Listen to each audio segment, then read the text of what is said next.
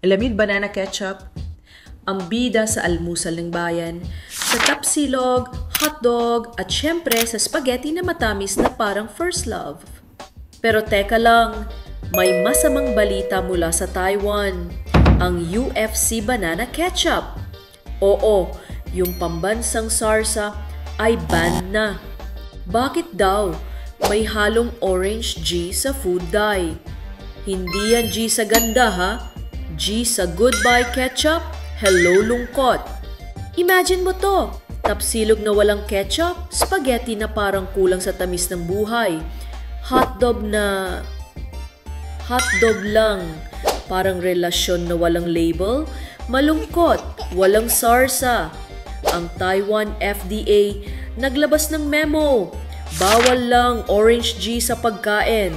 Di wow, pati banana ketchup natin na pag-initan. Kaya sa mga kababayan natin sa Taiwan, mag-ingat, magdasal, at maghanap ng ketchup na legal. O kung wala talaga, mag-spaghetti ka na lang na may toyo.